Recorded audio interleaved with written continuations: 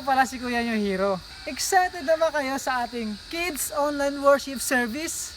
Sino sa inyo ang excited na para matuto ng bagong sayaw, kanta, makarinig ng bagong kwento, makapagmemorya ng bagong verse, at gumawa ng bagong craft? Ano bang ginagawa nyo mga bata? Tayo ay tumayo at sabayan natin sila Ate Ellen at Ate Aprilin sa pagsayaw.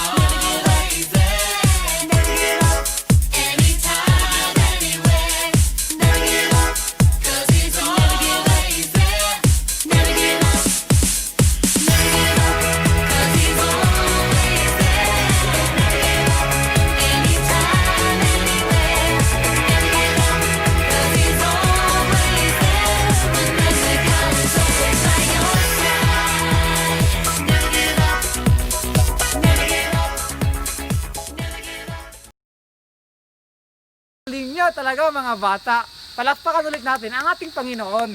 Naman, sabayan natin sa pagpuri at sa pagkanta si Kuya Jonathan.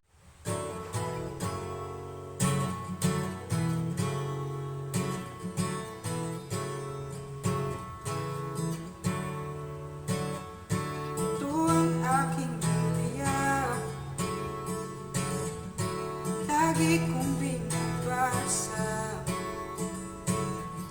Sa gabi at umaga,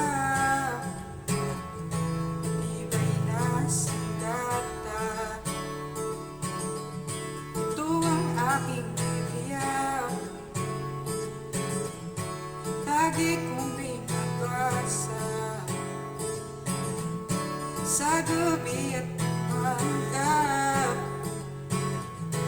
iba'y nasandata.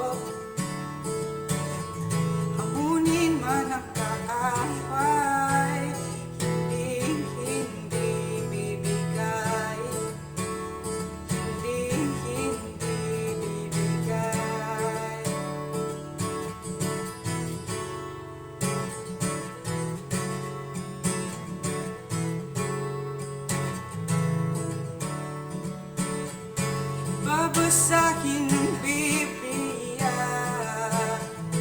aking isasagawa, di kailanman magsasawa, dulot nito'y pagpapala.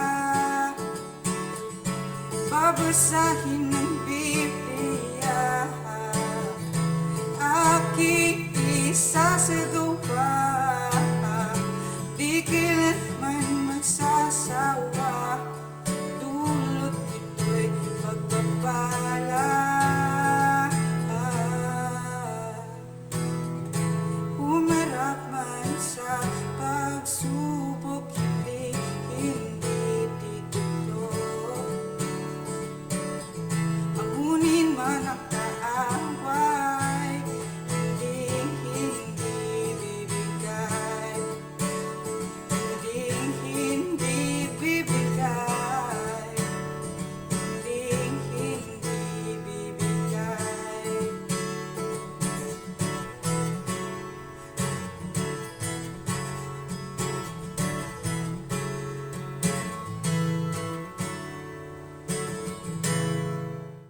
Ngayon naman, makinig tayo sa kwento ni Ate Jessica. Bago natin umpisahan ang ating kwento, balikan muna natin ang mga talinghaga ay tinuro sa atin ni Jesus. Matutunan natin ang parable of the Good Samaritan, the parable of the prodigal son, and the parable of talents. Ngayon naman, may bagong talinghaga ulit tayong mapapakinggan. Ang talinhaga tungkol sa lingkod na di marunong magpatawad. Isang araw, lumapit si Pedro at nagtanong kay Jesus. Panginoon, ilang beses ko bang patatawarin ang aking kapatid na nagkasala sa akin? 7 beses po ba?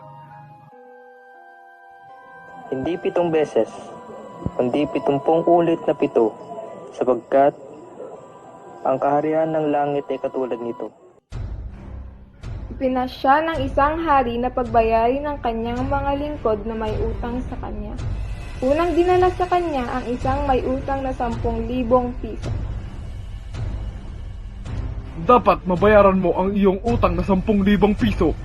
Pasensya na po at wala akong may babayad, mahal na hari. Dahil sa siya'y walang maibayad, ipinatawag ng hari ang kanyang asawa at mga anak. Kailangan ipambayad mo ang iyong asawa at mga anak, pati ang inyong ari-arian. Parang awa niyo na po, mahal na hari. Bigyan pa po niyo ako ng mahabang panahon at babayaran ko po sa inyo lahat. Naawa sa kanya ang hari, kaya't pinatawad siya sa kanyang pagkakautang at pinalaya. Sige, hindi na kita sisingilin sa pagkakautang mo sa akin. Maraming salamat po, mahal na hari.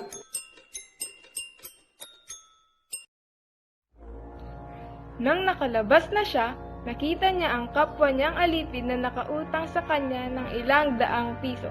Sinakal niya ito. Magbayad ka ng utang mo. Pagpasensyahan mo na, kaibigan. Magbabayad din ako. Bigyan mo pa ako ng panahon at babayaran kita. Maawa ka. Hindi pwede.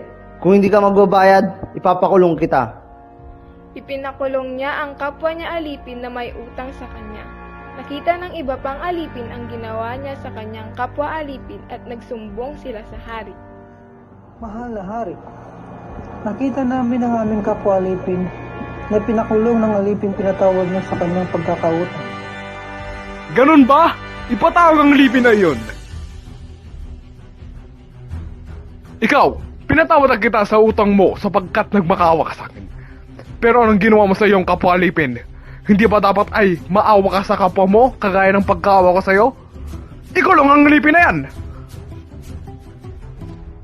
At sa galit ng hari, ipinakulong niya ang aliping iyon hanggang sa mabayaran niya ng buo ang kanyang utang.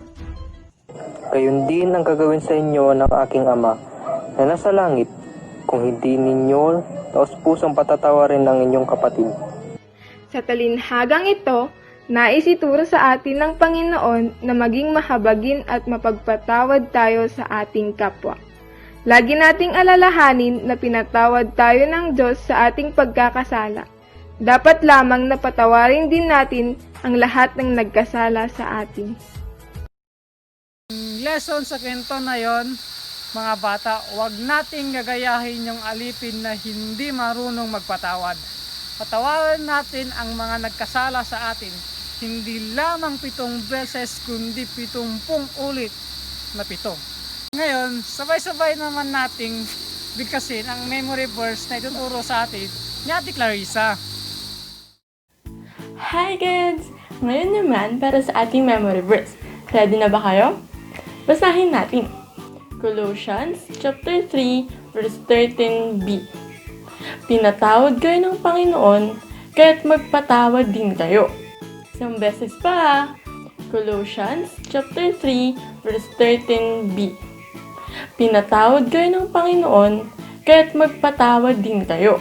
Very good, kids! Ngayon, lalagyan na natin ng action. Ready na ba? Colossians chapter 3 verse 13b. Pinatawad kayo ng Panginoon, kaya't magpatawad din kayo. Isang beses pa nga. Colossians chapter 3 verse 13b. Pinatawad kayo ng Panginoon, kaya't magpatawad din kayo. Very good, kids! Ang galing nyo na! Tignan natin kung kaya nyo buuin yung mga salita. Ready? Shhh! Nako! Nasya pa lang ating memory verse. Kaya nyo kayang ayusin? Tignan nga natin.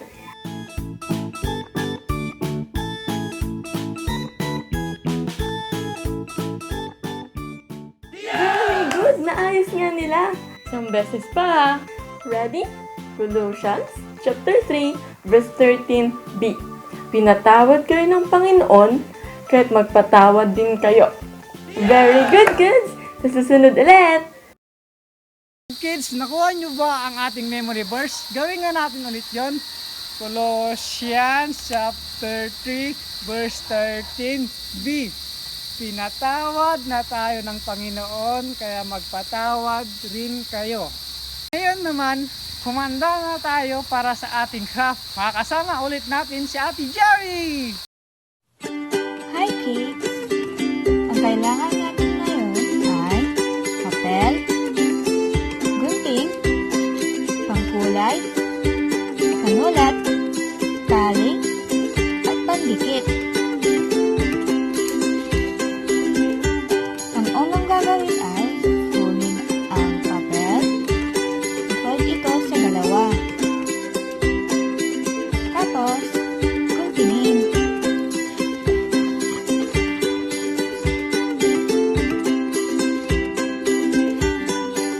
Tapos ay kunin ang isang papel at kunin ang panulat at gumuhi ng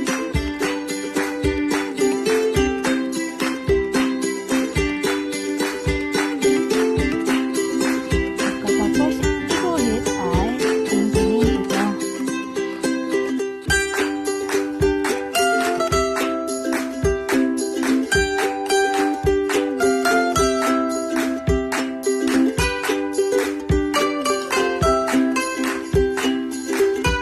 Pagkatapos guntingin ay kunin ang isang papel at gumawa ng krus ulit ng mas malaki kaysa sa ginawa nyo ng una.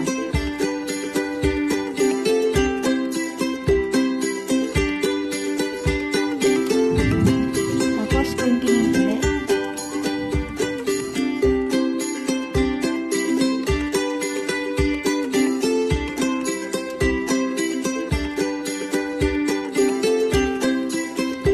Ngayon, tapos na natin ang dalawang krus. Ngayon ay kunin ang maliit at panulat ulit at isulat sa gitna ang letter R. Ayan. Pagkatapos, isulat na ang jersey dito banda.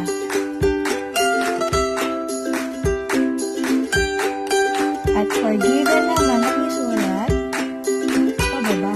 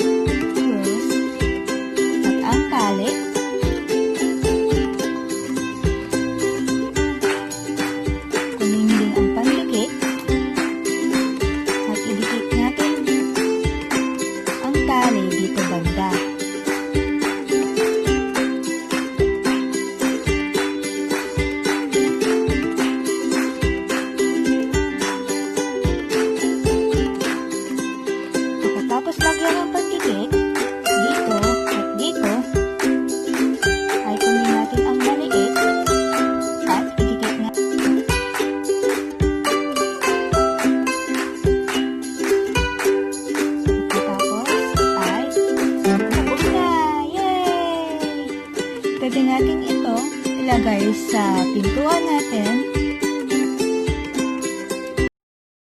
Inyo mga bata, palakpakan natin ang ating Panginoon. Bata sa inyong partisipasyon. Hanggang sa muli, see you next week. Bye-bye!